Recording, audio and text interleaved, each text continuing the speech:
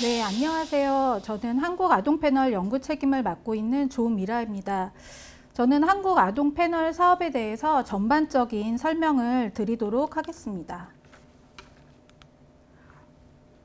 네, 우선 조사 목적 및 특성, 표본 설계, 조사 계획, 조사 현황에 대해서 말씀드리도록 하겠습니다.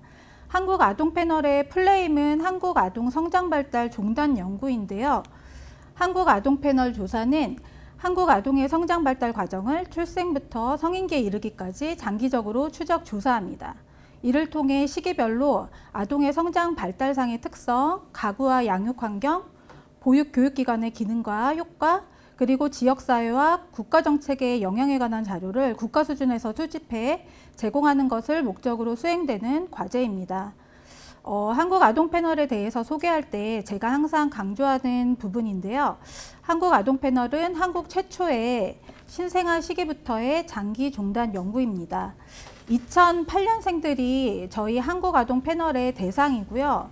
2008년생들이 태어난 2008년도에 1차 조사가 실시돼서 패널 아동이 19세가 되는 2027년까지 20년의 조사를 수행합니다. 저희 한국아동패널의 여러 가지 특성이 있는데요. 이 특성들에 대해서 간략하게 설명을 하고 뒷부분에 세부적인 내용들을 말씀드리도록 하겠습니다. 첫 번째 특성은 한국의 아동의 성장 발달 단계에 따라서 조사 내용 그리고 조사 대상과 변인이 상당히 많이 조정되었다는 점입니다. 조사 대상의 경우 아동은 영아기, 유아기에는 직접 응답할 수가 없어서 조사 대상이 아니었는데 6차부터는 조사 대상이 되었고요. 동일한 주제의 조사라도 아동의 성장 발달에 따라서 측정 도구가 변화되어 왔습니다. 두 번째 특성은 생태학적 관점에서 다차원적인 조사를 수행한다는 점입니다.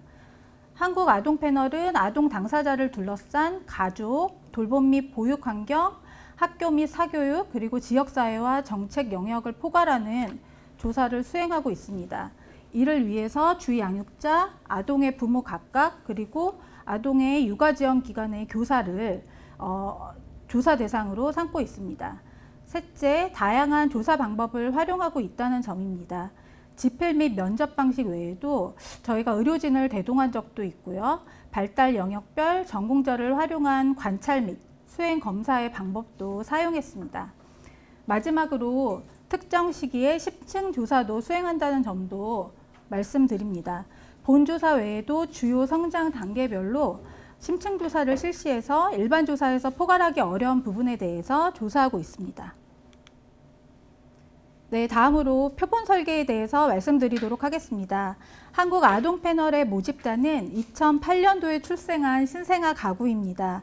예비조사가 진행된 2006년도 기준으로 연간 분만 건수가 500건 이상인 전국의 의료기관에서 2008년 4월에서 7월 사이에 출생한 신생아 가구로부터 표집을 하였습니다. 2,562가구의 예비 표본이 설정되었고 1차년도에 2,078가구가 조사를 완료했습니다. 이후 2, 3차년도에 보강이 이루어져서 전체 2,150가구의 표본을 구축해 현재까지 조사를 수행하고 있습니다. 말씀드린 대로 한국아동패널은 2008년생을 대상으로 1차 조사를 2008년부터 수행했고요. 이 아동들이 19세가 되는 2027년까지 조사합니다. 이를 통해서 신생아 시기, 영아기, 유아기, 아동기를 거쳐서 청소년기, 성인 초기까지 추적 조사합니다. 2025년에는 고등학교 2학년 시기에 있는 패널 아동을 대상으로 18차 조사를 수행합니다. 한국아동패널은 매년 실시되는 일반 조사 외에도 발단 단계별 심층 조사를 실시하고 있고 2010년부터 매 학술대회를 열어서 2025년에는 16회 학술대회를 개최합니다. 네, 다음으로 조사 현황에 대해서 말씀드리겠습니다. 2008년도 1차년도에는 2078가구가 조사에 참여했었는데요. 2024년도 17차년도 조사에는 1287가구가 조사에 참여했습니다. 전년도인 2023년 대비 99.9%로 사실 높은 유지율을 보였습니다. 이는 1차 조사 완료율의 61.9%에 해당합니다. 네, 조사 현황에 대해서 2024년도 조사 중심으로 조금 더 자세하게 설명드리겠습니다. 주 양육자 대비해서 아동 조사는 99.2% 완료됐고요. 어머니 조사는 95.5%, 아버지 조사는 88.0% 완료되었습니다. 교사 조사는 21.7%로 좀 낮습니다. 고등학교 들어가면서 좀 낮아진 상태이기는 합니다. 네, 다음으로 조사 영역과 내용에 대해서 말씀드리도록 하겠습니다. 한국 아동 패널은 브론펜 브레너의 생태학적 관점에 이론적 근거를 두고 있습니다. 아동, 부모와 가구, 보육교육기관, 지역사회, 국가정책을 포괄하는 영역을 조사합니다. 이를 위해서 아동에 대한 조사, 주양육자, 보호자 조사, 부모 각각에 대한 조사, 육아지원기관과 학교 교사 조사를 수행합니다. 네, 조사 내용에 대해서 조사 대상별로 설명드리도록 하겠습니다. 앞서 아동 패널의 특성에서 말씀드린 바와 같이 한국 아동 패널의 경우 아동의 성장 발달 단계에 따라서 조사 대상에 변동이 있습니다. 조사 대상의 내용도 바뀌고요. 조사의 비중도 달라집니다. 우선 주양육자 조사에 대해서 말씀드리도록 하겠습니다. 주양육자 조사는 1차부터 지금까지 줄곧 많은 비중을 차지하는 조사입니다. 초기에는 어머니가 주로 많이 응답하셨는데요. 이는 아동 패널이 분만병원의 임산부를 대상으로 표집했기 때문에 보이는 특성입니다. 주양육자 조사는 6차년도부터 아동조사가 시작된 이후부터는 비중이 낮아지기는 합니다. 주양육자에게는 가구 관련 내용, 학교 사교육, 양육환경 등의 지역사회, 제도 이용과 정책 인식에 대해서 조사합니다. 아동이 영유아일 때는 아동이 직접 응답할 수 없었기 때문에 아동 특성의 상당 부분이 주양육자 조사로 커버되었습니다. 또 애초에 한국 아동 패널이 임산부 대상으로 표집되었기 때문에 가구 조사를 할 수 있는 주양육자 조사를 대부분 어머니께서 응답하셨거든요. 그래서 이런 이유로 앞선 차수년도 조사의 경우에는 어머니 특성의 상당 부분이 주양육자 조사에 들어가 있습니다. 네, 유념해서 살펴봐 주시기 바랍니다. 아동조사는 6차부터 수행되었습니다.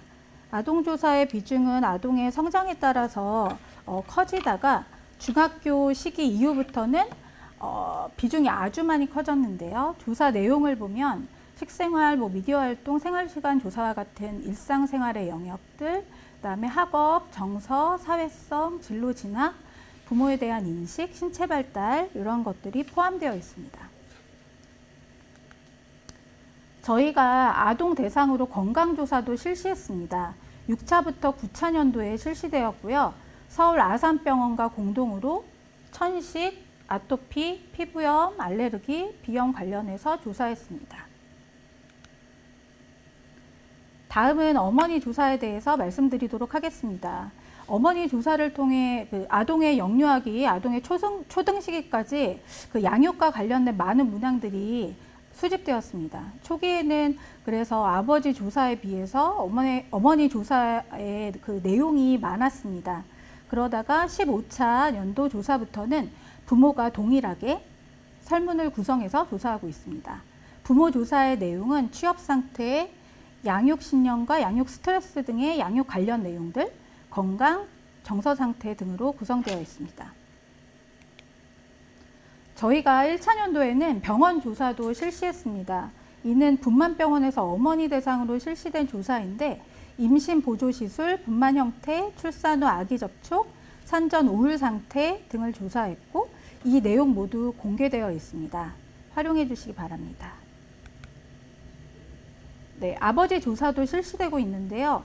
15차부터 어머니, 아버지 모두 동일하게 조사되고 있기 때문에 내용은 어머니 조사와 같습니다. 육아지원기관 조사는 어린이집, 유치원, 반일제 이상 학원을 대상으로 조사된 것이고요.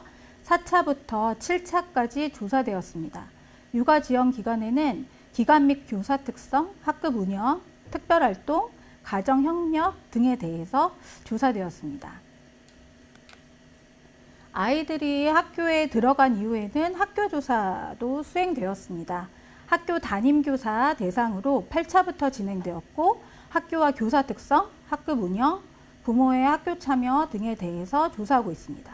중등 이후에는 학생 건강 체력 점수 들어가고요. 학교 풍토 등을 추가해서 조사하고 있습니다. 네, 이거는 이상 말씀드린 내용을 종합한 시트고요.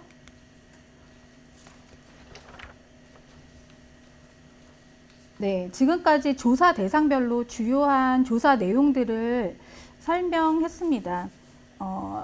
이것들은 주로 매해 실시되는 일반 조사에서 포괄하는 부분입니다. 한국아동패널조사는 일반 조사 외에도 심층조사를 수행합니다. 심층조사에 대해서는 잘 모르시는 분들이 많아서 이번 설명회에서는 이 부분에 대해서 자세히 설명하겠습니다. 심층조사는 매해 실시되는 일반 조사로 포함하기 어려운 조사 영역에 대해서 특정 연에 주로 패널 가구의 일부 집단만 대상으로 조사한 건데요. 1에서 5차 5번의 심층조사가 수행되었습니다. 1차 심층조사는 아동이 1세일 때 조사가 수행되었는데 220가구에게 베일리 발달검사, 애착, 기질, 성격검사를 수행하였습니다.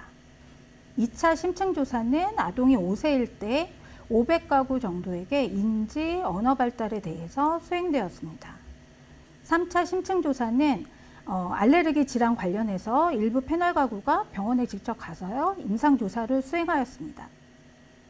이 데이터는 현재 공개되어 있지는 않습니다.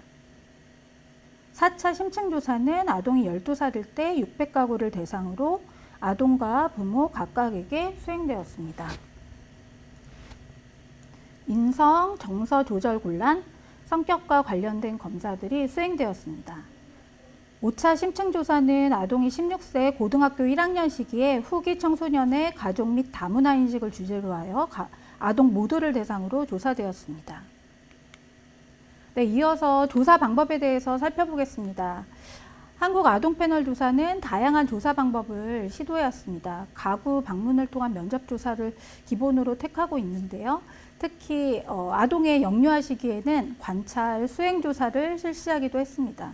저희가 의료기관을 통한 임상조사도 실시한 적이 있습니다.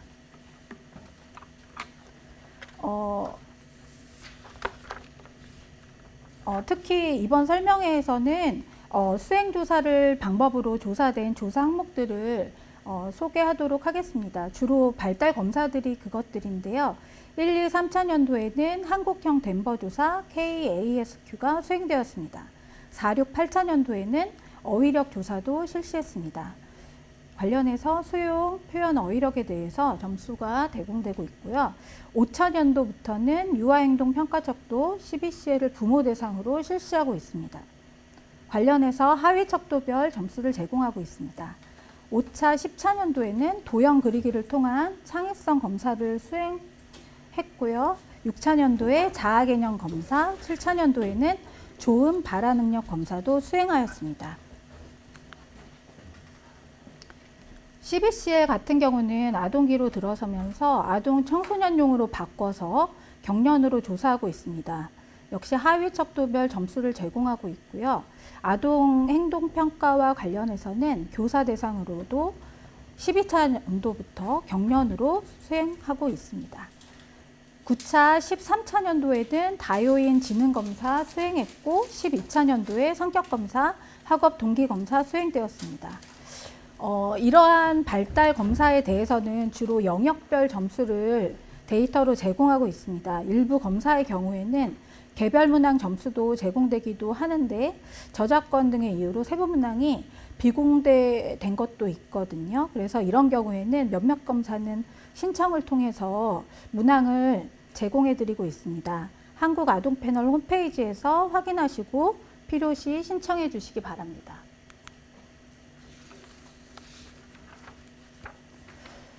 한국아동패널은 2008년생 전체 아동의 일부만 표집하여 조사했기 때문에 모집단의 현황을 보기 위해서는 가중치를 적용할 필요가 있습니다. 한국아동패널은 횡단면 가중치와 중단면 가중치를 제공합니다. 횡단면 분석 시에는 횡단면 가중값 적용하시면 되고요. 중단 분석 시에는 중단면 가중값 적용하시면 됩니다. WGH 변수로 명명되어 있으니까 이를 쓰시면 됩니다. 저희가 제공하는 가중치는 모집단 가중치라서 큰수 가중치입니다. 그래서 가중치를 적용하면 모집단 규모로 크게 통계값 산출되는 점 유념해 주시기 바랍니다. 마지막으로는 한국아동패널의 변수명 부여 방법에 대해서 설명드리도록 하겠습니다. 저희 변수명이 좀 긴데요. 설문지 종류, 대상, 조사 연도, 카테고리, 문항 번호 등이 담긴 거고요. 그 내용들 보시면서 나중에 코드북 확인하실 때 참고해 주시기 바랍니다. 네, 이것으로 한국아동패널에 대한 전반적인 소개를 마치겠습니다. 이어서는 김혜진 전문연구원이 한국아동패널의 자료 구성에 대해서 보다 자세하게 설명드리도록 하겠습니다.